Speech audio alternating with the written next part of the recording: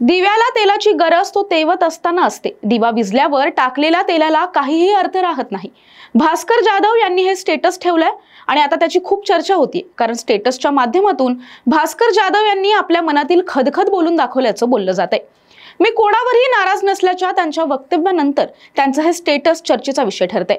आणि भास्कर जाधवांच्या नाराजीच्या स्टेटसवर संजय राऊत यांनी सुद्धा प्रतिक्रिया दिली आहे. भास्कर जाधवांनी दिलेले राजकीय संन्यासाचे संकेत, त्यानंतर ठेवलेले हे स्टेटस आणि त्यावर राऊतांची प्रतिक्रिया, आणि आता भास्कर जाधव आणि उद्धव ठाकरेंची भेट होण्याची सुद्धा शक्यता आहे.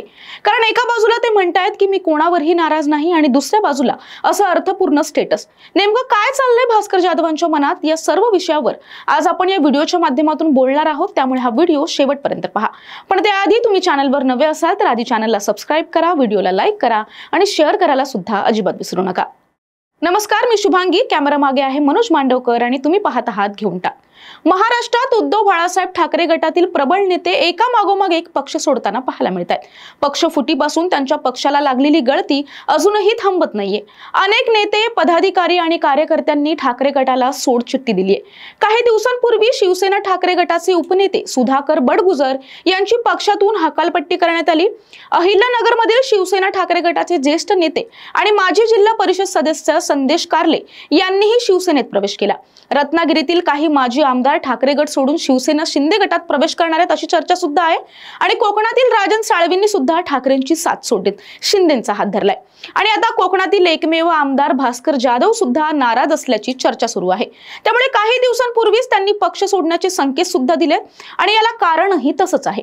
8 वेळा निवडणूक जिंकल्यानंतर आता थांबायचा विचार करावा असं वाटतंय, असं त्यांनी म्हटलं होतं. तर महाविकास आघाडीचे सरकार असताना शिवसेनेतून मंत्रिपदाची संधी न मिळाची खंत सुद्धा त्यांनी व्यक्त केली आहे. तसेच क्षमतेप्रमाणे मला काम करण्याची संधी मिळाली नाही, हे माझं दुर्दैव असल्याची खंत सुद्धा भास्कर जाधव यांनी व्यक्त केली होती. आणि त्यानंतर चर्चांना अतिशय उधाण आलं. आता भास्कर जाधव यांनी एक स्टेटस ठेवलंय, ज्यामुळे राजकीय वर्तुळात चांगलीच चर्चा रंगली आहे. पुढे जाण्याआधी भास्कर जाधव यांचं स्टेटस काय होतं ते पाहूयात. दीपक को घी तब चाहिए जब वो जल रहा है, बुझने के बाद घी डालना व्यर्थ है. उसी प्रकार इंसान की कदर समय रहते कर लीजिए, वक्त जाने पर अफसोस करना व्यर्थ है. म्हणजेच दिव्याला तेल तेव्हाच घातलं पाहिजे जेव्हा तो जळत असतो, पण तो विझल्यानंतर तेल घालून काही उपयोग नाही, असं भास्कर जाधव यांचं स्टेटस आहे. गेले काही दिवस भास्कर जाधव आपल्या पक्ष नेतृत्वावर नाराज आहेत. आपल्या पक्षातच त्यांची गोची झालेली पाहायला मिळते आणि त्यातच त्यांचं हे व्हॉट्सअपला ठेवलेलं स्टेटसचं वेगवेगळे अर्थ काढले जात आहेत. अगदी 2 दिवसापूर्वीच भास्कर जाधव यांनी नाराजीच्या चर्चांवर भाष्य करताना म्हटलं होतं, परस्पर एखादा निर्णय घेण्याचा किंवा घोषणा करण्याचा माझा स्वभाव नाही. मी सगळ्यांशी बोलून आणि विश्वासात घेऊन माझा निर्णय योग्य की अयोग्य हे पडताळून पाहत आहे. त्यामुळे मी नाराज असल्याच्या बातम्यांमध्ये तथ्य नाही. तसेच 8 वेळा निवडणूक जिंकल्यावर थांबावं हे माझं वैयक्तिक मत आहे. मी कोणावर नाराज नाही किंवा कोणी मला निवृत्त व्हायला सांगितलेलं नाहीये. माझ्यामध्ये अजूनही लढण्याची धमक आहे आणि संघर्ष करण्याची ईर्ष्या आहे, असंही भास्कर जाधव यांनी स्पष्ट केलं होतं. मात्र आज त्यांनी व्हॉट्सअप स्टेटस ठेवल्यानं पुन्हा एकदा नाराजीच्या चर्चांना उधाण आलंय. या सर्व चर्चांमध्ये आता संजय राऊत यांनी सुद्धा प्रतिक्रिया दिली आहे आणि ते म्हणालेत, इंटरेस्टिंग वाक्य आहेत. भास्कर जाधव हे चांगले वाचक आहेत, त्यामुळे त्यांची भाषा अत्यंत वैभवशाली आहे. उद्धव ठाकरे यांच्या मंत्रिमंडळात अनेक नेत्यांना स्थान मिळालं नाही. सुनील राऊतांना सुद्धा स्थान मिळालं नाही. त्यांचा हक्क होता म्हणून आम्ही रडत बसलो का?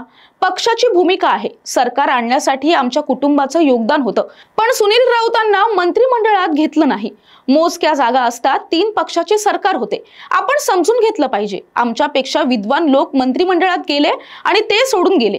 चाणाक्ष, हुशार, तडफदार असे अनेक होते. त्यांना मंत्रिमंडळात घेण्याच्या पक्षाने निर्णय घेतला आणि आम्ही त्या निर्णयात सहभागी होतो. भास्कर जाधव ज्येष्ठ नेते आहेत, आमचे सहकारी आहेत. त्यांनी येऊन पक्षप्रमुख उद्धव ठाकरे यांच्याशी चर्चा केली पाहिजे. बाहेरून मत व्यक्त करण्यापेक्षा अशा वेळेला स्वतःहून बोलावं. आम्ही सुद्धा बोलतो. आम्हाला जर एखाद्या विषयावर चर्चा करावीशी वाटली तर आम्ही स्वतः येऊन भेटतो आणि चर्चा करतो, असंही राऊतांनी म्हटलंय. काही दिवसांपूर्वी भास्कर जाधवांनी खंत व्यक्त करतात शिवसेनेत त्यांचं स्वागत करू असं म्हणत उद्योग मंत्री उदय सामंत यांनी भास्कर जाधवांना चक्क ऑफर दिली होती. उदय सामंतापाठोपाठ पाठोपाठ भाजप प्रदेशाध्यक्ष चंद्रशेखर बावनकुळे यांनीही भास्कर जाधवांच्या कामाचं कौतुक केलं होतं। दुसरीकडे शिवसेना पक्ष फुटीनंतर अनेक नेत्यांनी उद्धव ठाकरेंची साथ सोडली आणि तेव्हापासून पक्षाला लागलेली गळती अद्याप सुरूच आहे। पण असं असून सुद्धा उद्धव ठाकरेंना त्यांचे इगो काही सोडायचं नाहीये। जेव्हा ही पक्ष गळतीची सुरुवात झाली तेव्हा उद्धव ठाकरे यांनी जिल्हा प्रमुखांची एक बैठक घेतली होती आणि तेव्हा उद्धव ठाकरे ऍक्शन मोड मध्ये सुद्धा पाहायला मिळाले होते। एवढंच नाही तर आपल्याच पक्षातील काही लोक तुम्हाला सांगत असतील की या पक्षात काही राहिलं नाहीये, तिकडे जा वगैरे, अशा लोकांचे नंबर मला द्या, मी त्यांचा समाचार घेतो, असंही ठाकरेंनी म्हटलं होतं। उद्धव ठाकरे यांनी बैठकीत जिल्हाधिकारी, संपर्क प्रमुखांना सूचना सुद्धा केल्या होत्या आणि कोणाला जायचं असेल तर त्यांनी जावं, मी निष्ठावंतांना सोबत घेऊन पक्ष चालवेल, असंही उद्धव ठाकरे यावेळी म्हणाले होते। पण असं एक पक्षातला चर्चेतला माणूस त्यांची साथ सोडून गेला तर मग पक्षात राहणार कोण? एकीकडे राज ठाकरे यांच्या पक्ष मनसेची युती करण्याच्या चर्चा अडकल्या आहेत, तर दुसरीकडे पक्षाचे अनेक नगरसेवक इतर पक्षांकडे वळत आहेत आणि आता भास्कर जाधव सारखा प्रसिद्ध नेता पक्षाची साथ सोडून गेला तर याचा नक्कीच परिणाम येणाऱ्या महापालिका निवडणुकीवर होईल, याची शक्यता खरं तर नाकारता येत नाहीये। त्यामुळे आता उद्धव ठाकरे भास्कर जाधवांची नाराजी दूर करू शकतील का? भास्कर जाधव उद्धव ठाकरेंची साथ सोडणार का? आणि आता सध्या सुरू असलेल्या उद्धव ठाकरे यांच्या पक्षाच्या नेत्यांच्या गळतीचा परिणाम बीएमसी इलेक्शनवर होईल असं तुम्हाला वाटतं का?